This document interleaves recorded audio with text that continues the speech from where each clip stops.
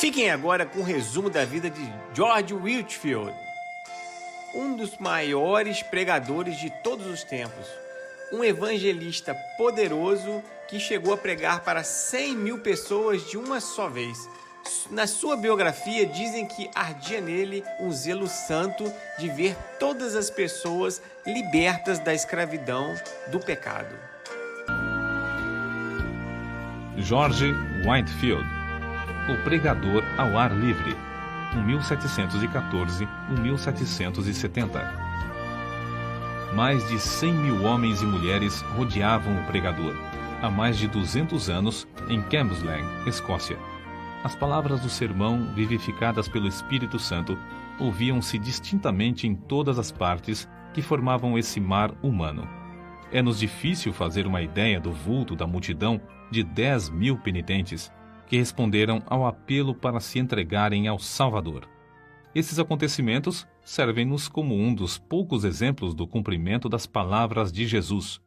Na verdade vos digo que aquele que crê em mim também fará as obras que eu faço, e as fará maiores do que estas, porque vou para meu Pai. João, capítulo 14, versículo 12, grifo do autor. Havia como um fogo ardente encerrado nos ossos deste pregador, George Whitefield. Ardia nele um zelo santo de ver todas as pessoas libertas da escravidão do pecado. Durante um período ininterrupto de 28 dias, realizou a incrível façanha de pregar a 10 mil pessoas. Sua voz podia ser ouvida perfeitamente a mais de 1 quilômetro de distância, apesar de ter físico fraco e de sofrer dos pulmões. Não havia prédio no qual coubessem em seus auditórios, e, nos países onde pregou, armava seu púlpito nos campos, fora das cidades. Whitefield merece o título de Príncipe dos Pregadores ao ar livre, porque pregava em média 10 vezes por semana, e isso fez durante um período de 34 anos, em grande parte sob o teto construído por Deus, os céus. A vida de George Whitefield foi um milagre. Nasceu em uma taberna de bebidas alcoólicas. Antes de completar 3 anos, seu pai faleceu. Sua mãe casou-se novamente, e a George foi permitido continuar os estudos na escola. Na pensão mantida por sua mãe, fazia a limpeza dos quartos, lavava roupa e vendia bebidas no bar. Por estranho que pareça, já que ainda não era salvo, interessava-se grandemente pelo exame das Escrituras. Lia a Bíblia até alta noite e preparava sermões. Na escola, era conhecido como orador. Sua eloquência era natural e espontânea, um dom extraordinário de Deus. Talento este que possuía sem ele mesmo saber. Custeou os próprios estudos em Pembroke College, Oxford, servindo como garçom em um hotel. Depois de estar algum tempo em Oxford, juntou-se ao grupo de estudantes a que pertenciam João e Carlos Wesley. Passou muito tempo, como os demais do grupo, jejuando e esforçando-se para mortificar a carne a fim de alcançar a salvação. Ele ainda não compreendia que a verdadeira religião é a união da alma com Deus e a formação de Cristo em nós. Acerca da sua salvação, escreveu algum tempo antes de morrer. Todas as vezes que vou a Oxford, sinto-me impelido a ir primeiro a este lugar onde Jesus se revelou a mim, pela primeira vez, e me deu o novo nascimento. Com a saúde abalada, talvez pelo excesso de estudo, George voltou a casa para recuperá-la. Resolvido a não cair no indiferentismo, inaugurou uma classe bíblica para jovens que, como ele, desejavam orar e crescer na graça de Deus. Visitavam diariamente os doentes e os pobres, e frequentemente os prisioneiros nas cadeias, para orar com eles e prestar-lhes qualquer serviço manual que pudessem. George tinha no coração um plano que consistia em preparar 100 sermões e apresentar-se para ser separado para o ministério. Porém, quando havia preparado apenas um sermão, seu zelo era tanto que a igreja insistia em ordená-lo com apenas 21 anos, embora fosse regra não aceitar ninguém para tal cargo com menos de 23 anos. O dia que precedeu sua separação para o ministério, George passou em jejum e oração. Acerca desse fato, ele escreveu: À tarde, retirei-me para um alto, perto da cidade, onde orei com instância durante 2 horas. pedindo em meu favor e também por aqueles que estavam para ser separados comigo. No domingo, levantei-me de madrugada e orei sobre o assunto da epístola de Paulo a Timóteo, especialmente sobre o seguinte preceito: ninguém despreze a tua mocidade. Quando o ancião me impôs as suas mãos, se meu vil coração não me engana, ofereci todo o meu espírito, alma e corpo para o serviço no santuário de Deus. Posso testificar perante os céus e a terra que dei-me a mim mesmo, quando o ancião me impôs as mãos, para ser um mártir por aquele que foi pregado na cruz em meu lugar. Os lábios de Whitefield foram tocados pelo fogo divino do Espírito Santo durante sua separação para o ministério. No domingo seguinte, naquela época de gelo espiritual, pregou pela primeira vez. Alguns se queixaram de que 15 dos ouvintes enlouqueceram ao ouvirem o sermão. O ancião da igreja, porém, compreendendo o que se passava, respondeu que seria muito bom se os 15 não se esquecessem da sua loucura antes de chegar o outro domingo. Whitefield nunca se esqueceu nem deixou de aplicar a si as seguintes palavras do Dr. Delany: desejo, todas as vezes que subir ao púlpito, considerar essa oportunidade como a última que me é dada de pregar, e a última dada ao povo de ouvir. Alguém assim escreveu sobre uma de suas pregações. Quase nunca pregava sem chorar, e sei que as suas lágrimas eram sinceras. Ouvi-o dizer: vós me censurais porque choro, mas como posso conter-me quando não chorais por vós mesmos, apesar das vossas almas mortais estarem à beira da destruição? Não sabeis se estáis ouvindo o último sermão ou não, ou se jamais tereis outra oportunidade de chegar a Cristo. Chorava às vezes até parecer que estava morto e custava a recuperar as forças. Disse que os corações da maioria dos ouvintes eram derretidos pelo calor intenso de seu espírito, como prata na fornalha do refinador. Quando estudante no colégio de Oxford, seu coração ardia de zelo. Pequenos grupos de alunos se reuniam no seu quarto diariamente, movidos tais quais os discípulos logo depois do derramamento do Espírito Santo no Pentecostes. O Espírito continuou a operar poderosamente nele e por ele durante o resto da sua vida, porque nunca abandonou o costume de buscar a presença de Deus. Separava o dia em 3 partes: 8 horas sozinho com Deus e em estudos, 8 horas para dormir e fazer as refeições, 8 horas para o trabalho entre o povo. De joelhos, lia e orava sobre a leitura das Escrituras, recebendo luz, vida e poder. Numa de suas visitas aos Estados Unidos, passou a maior parte da viagem a bordo, sozinho em oração. Alguém escreveu sobre ele: seu coração encheu-se tanto dos céus que anelava por um lugar onde pudesse agradecer a Deus, e sozinho, durante horas, chorava comovido pelo amor consumidor do seu Senhor. Suas experiências no ministério confirmavam a sua fé na doutrina do Espírito Santo como Consolador ainda vivo, o poder de Deus operando atualmente entre nós. A pregação de George Whitefield era feita de forma tão vívida que parecia quase sobrenatural.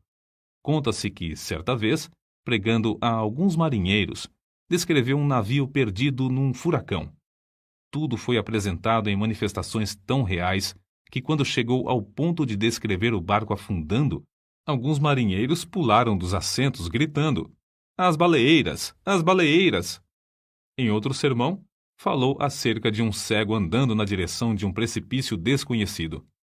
A cena foi tão real que, quando o pregador chegou ao ponto de descrever a chegada do cego à beira do profundo abismo, o camareiro mor, Chesterfield, que assistia, deu um pulo gritando: "Meu Deus, ele desapareceu!" O segredo, porém, da grande colheita de almas salvas não era a sua maravilhosa voz nem a sua grande eloquência. Não era também o caso de que o povo tivesse o coração aberto para receber o Evangelho, uma vez que havia, na época, grande decadência espiritual entre os crentes. Também não foi por falta de oposição. Repetidas vezes, Whitefield pregou nos campos porque as igrejas fecharam-lhe as portas. Às vezes, nem os hotéis queriam aceitá-lo como hóspede. Em Basingstoke, foi agredido a pauladas. Em Staffordshire, atiraram-lhe torrões de terra. Em Moorfield, Destruíram a mesa que lhe servia de púlpito e arremessaram contra ele o lixo da feira. Em Evesham, as autoridades, antes de seu sermão, ameaçaram prendê-lo se pregasse. Em Exeter, enquanto pregava para 10.000 pessoas, foi apedrejado de tal forma que pensou haver chegado para ele a hora, como o ensanguentado Estevão, de ser imediatamente chamado à presença do mestre. Em outro lugar, apedrejaram-no novamente até ficar coberto de sangue. Verdadeiramente levava no corpo até a morte as marcas de Jesus. O segredo de tais frutos na sua pregação era o seu amor para com Deus. Ainda muito novo, passava noites inteiras lendo a Bíblia, que muito amava. Depois de se converter, teve a primeira daquelas experiências de sentir-se arrebatado, ficando a sua alma inteiramente aberta, cheia, purificada, iluminada da glória e levada a sacrificar-se inteiramente ao seu Salvador. Desde então, nunca mais foi indiferente em servir a Deus, mas regozijava-se no alvo de trabalhar de toda a sua alma e de todas as suas forças, e de todo o seu entendimento. Só achava interesse nos cultos, tanto é que escreveu para sua mãe dizendo que nunca mais voltaria ao seu emprego.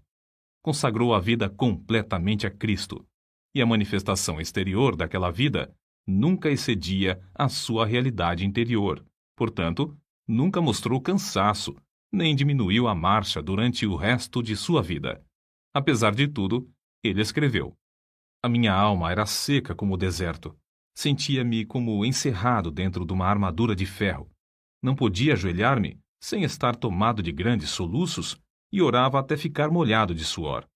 Só Deus sabe quantas noites fiquei prostrado de cama, gemendo por causa do que sentia e ordenando, em nome de Jesus, que Satanás se apartasse de mim. Outras vezes, passei dias e semanas inteiras prostrados em terra, suplicando para ser liberto dos pensamentos diabólicos que me distraíam. Interesse próprio, rebelião, orgulho e inveja me atormentavam, um após outro, até que resolvi vencê-los ou morrer. Lutei até Deus me conceder vitória sobre eles." George Whitefield considerava-se um peregrino errante no mundo, procurando almas. Nasceu, criou-se e diplomou-se na Inglaterra. Atravessou o Atlântico 13 vezes. Visitou a Escócia 14 vezes. Foi ao país de Gales várias vezes. Visitou uma vez a Holanda. Passou 4 meses em Portugal. Nas Bermudas, ganhou muitas almas para Cristo, como nos demais lugares onde trabalhou. Acerca do que sentiu em uma das viagens à colônia da Geórgia, Whitefield escreveu: "Foram-me concedidas manifestações extraordinárias do alto. Cedo de manhã, ao meio-dia, ao anoitecer e à meia-noite, de fato durante o dia inteiro, o amado Jesus me visitava para renovar-me o coração. Se certas árvores perto de Stonehouse pudessem falar, contariam acerca da doce comunhão que eu e algumas almas amadas desfrutamos ali com Deus, sempre bendito.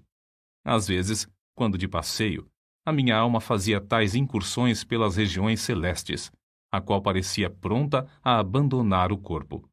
Outras vezes, sentia-me tão vencido pela grandeza da majestade infinita de Deus que me prostrava em terra e entregava-lhe a alma, como um papel em branco para ele escrever nela o que desejasse.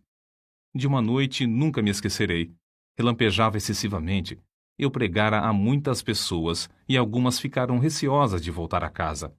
Senti-me dirigido a acompanhá-las e aproveitar o ensejo para as animar a se prepararem para a vinda do Filho do Homem. Oh, que gozo senti na minha alma, depois de voltar enquanto alguns se levantavam das suas camas, assombrados pelos relâmpagos que andavam pelo chão e brilhavam de uma parte do céu até a outra. Eu, com mais um irmão, ficamos no campo adorando, orando, exultando ao nosso Deus e desejando a revelação de Jesus dos céus, uma chama de fogo. Como se pode esperar outra coisa a não ser que as multidões a quem Whitefield pregava fossem levadas a buscar a mesma presença? Na sua biografia, há um grande número de exemplos que bem ilustram tal fato. Oh, quantas lágrimas foram derramadas, com forte clamor pelo amor do querido Senhor Jesus. Alguns desmaiavam e, quando recobravam as forças, ouviam e desmaiavam de novo. Outros Gritavam como quem sente a ânsia da morte. E depois de findar o último discurso, eu mesmo senti-me tão vencido pelo amor de Deus que quase fiquei sem vida. Contudo, por fim, revivi. E depois de me alimentar um pouco, estava fortalecido o bastante para viajar cerca de 30 quilômetros até Nottingham. No caminho, a alma alegrou-se cantando hinos. Chegamos quase à meia-noite. Depois de nos entregarmos a Deus em oração, deitamo-nos e descansamos na proteção do querido Senhor Jesus. Ó Senhor, jamais existiu amor como o teu. No dia seguinte, em Fog's Manor, a concorrência aos cultos foi tão grande como em Nottingham. O povo ficou tão quebrantado que, por todos os lados, vi pessoas banhadas em lágrimas. A palavra era mais cortante que espada de 2 gumes, e os gritos e gemidos alcançavam o coração mais endurecido. Alguns tinham semblantes pálidos como a palidez de morte, outros torciam as mãos, cheios de angústia. Ainda outros foram prostrados ao chão, ao passo que outros caíam e eram aparados nos braços de amigos. A maior parte do povo levantava os olhos para os céus, clamando e pedindo a misericórdia de Deus. Eu, enquanto os contemplava, só podia pensar em uma coisa: o grande dia. Pareciam pessoas acordadas pela última trombeta, saindo dos seus túmulos para o juízo. O poder da presença divina nos acompanhou até Basking Ridge, onde os arrependidos choravam e os salvos oravam lado a lado. O indiferentismo de muitos transformou-se em assombro, e o assombro, depois, em grande alegria. Alcançou indivíduos das mais diversas classes, idades e tipos de conduta. A embriaguez foi abandonada por aqueles que eram dominados por esse vício. Os que haviam praticado qualquer ato de injustiça foram tomados de remorso. Os que tinham furtado foram constrangidos a fazer restituição. Os vingativos pediram perdão. Os pastores ficaram ligados ao seu povo por um vínculo mais forte de compaixão. O culto familiar foi iniciado nos lares. Os homens foram levados a estudar a palavra de Deus e a ter comunhão com o Pai nos céus. Mas não foram somente nos países populosos que o povo afluiu para ouvi-lo. Nos Estados Unidos, quando eram ainda um país novo, ajuntaram-se grandes multidões dos que moravam longe uns dos outros nas florestas. O famoso Benjamin Franklin, no seu jornal, assim noticiou essas reuniões. Quinta-feira, o reverendo Whitefield partiu de nossa cidade acompanhado de 150 pessoas a cavalo, com destino a Chester, onde pregou a 7.000 ouvintes, mais ou menos. Sexta-feira, pregou 2 vezes em Williamstown, a quase 5.000. No sábado, em Newcastle, pregou a cerca de 2.500. E na tarde do mesmo dia, em Christiana Bridge, pregou a quase 3.000. No domingo, em White Clay Creek, pregou 2 vezes, descansando uma meia hora entre os sermões, a 8.000 pessoas, das quais cerca de 3.000 tinha vindo a cavalo. Choveu a maior parte do tempo, porém, todos se conservaram em pé, ao ar livre.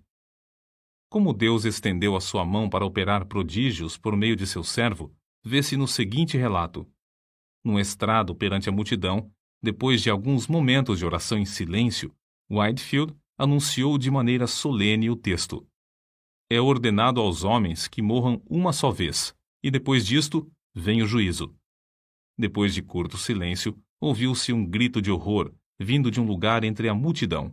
Um pregador presente foi até o local da ocorrência para saber o que tinha acontecido.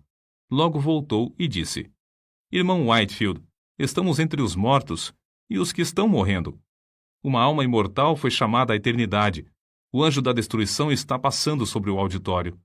Clame em alta voz e não cesse. Então, foi anunciado ao povo que um dentre a multidão havia morrido. Whitefield leu a segunda vez o mesmo texto. É ordenado aos homens que morram uma só vez. Do local onde a senhora Huntington estava em pé, veio outro grito agudo. De novo, um tremor de horror. Passou por toda a multidão quando anunciaram que outra pessoa havia morrido. Whitefield, porém, em vez de ficar tomado de pânico, como os demais, suplicou graça ao ajudador invisível e começou, com eloquência tremenda, a prevenir os impenitentes do perigo. Não devemos concluir, contudo, que ele era ou sempre solene ou sempre veemente. Nunca houve quem experimentasse mais formas de pregar do que ele. Apesar de sua grande obra, não se pode acusar Whitefield de procurar fama ou riquezas terrestres. Sentia fome e sede da simplicidade e sinceridade divinas. Dominava todos os seus interesses e os transformava para a glória do reino do seu Senhor. Não ajuntou ao redor de si os seus convertidos para formar outra denominação, como alguns esperavam. Não, apenas dava todo o seu ser, mas queria mais línguas, mais corpos, mais almas a usar para o Senhor Jesus.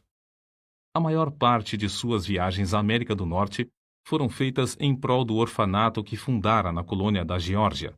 Vivia na pobreza e esforçava-se para granjear o necessário para o orfanato. Amava os órfãos ternamente, escrevendo-lhes cartas e dirigindo-se a cada um pelo nome. Para muitas dessas crianças, ele era o único pai, o único meio de elas terem o sustento. Fez uma grande parte da sua obra evangelística entre os órfãos e quase todos permaneceram crentes fiéis, sendo que um bom número deles tornaram-se ministros do Evangelho. Whitefield não era de físico robusto. Desde a mocidade, sofria quase constantemente, anelando, muitas vezes, partir e estar com Cristo. A maior parte dos pregadores acha impossível ministrar quando estão enfermos como ele. Assim foi que, aos 65 anos de idade, durante sua 7ª viagem à América do Norte, findou a sua carreira na Terra, uma vida escondida com Cristo em Deus e derramada num sacrifício de amor pelos homens. No dia anterior ao seu falecimento, teve de esforçar-se para ficar em pé. Porém, ao levantar-se em Exeter, perante um auditório demasiado grande para caber em qualquer prédio, o poder de Deus veio sobre ele. Whitefield pregou como de costume durante 2 horas. Um dos que lhe assistiram disse que seu rosto brilhava como o sol. O fogo aceso no seu coração, no dia da oração e do jejum, quando da sua separação para o ministério, ardeu até dentro dos seus ossos e nunca se apagou. Jeremias, capítulo 20, versículo 9. Certo homem eminente dissera a Whitefield: "Não espero que Deus chame o irmão breve para o lar eterno, mas, quando isso acontecer, regozijar-me-ei ao ouvir o seu testemunho." O pregador respondeu: "Então ficará desapontado, morrerei calado. A vontade de Deus é dar-me tantos ensejos para testificar dele durante minha vida, que não me serão dados outros na hora da morte." E sua morte ocorreu como predissera. Depois do sermão, em Exeter, foi a Newburyport para passar a noite na casa do pastor. Ao subir para o quarto de dormir, virou-se na escada e, com a vela na mão, proferiu uma curta mensagem aos amigos que ali estavam e insistiam em que pregasse. Às 2 horas da madrugada, acordou. Faltava-lhe o fôlego. Pronunciou para o seu companheiro as suas últimas palavras na terra: "Estou morrendo."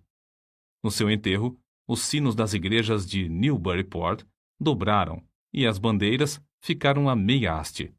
Ministros de toda a parte vieram assistir aos funerais. Milhares de pessoas não conseguiram chegar perto da porta da igreja por causa da imensa multidão. Conforme seu pedido, foi enterrado sob o púlpito da igreja. Se quisermos ter os mesmos frutos, ver milhares salvos, como George Whitefield os teve, temos de seguir o seu exemplo de oração e dedicação.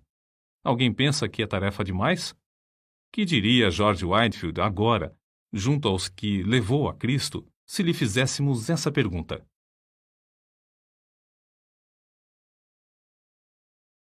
Obrigado por assistir o nosso vídeo, e detalhes como o nome do autor, o livro, a página estão na descrição. Se gostaram e querem ajudar o nosso canal a crescer, considere se inscrever, dar um like, compartilhar e deixe aí nos comentários o que achou do nosso vídeo. Agradecemos e Deus os abençoe.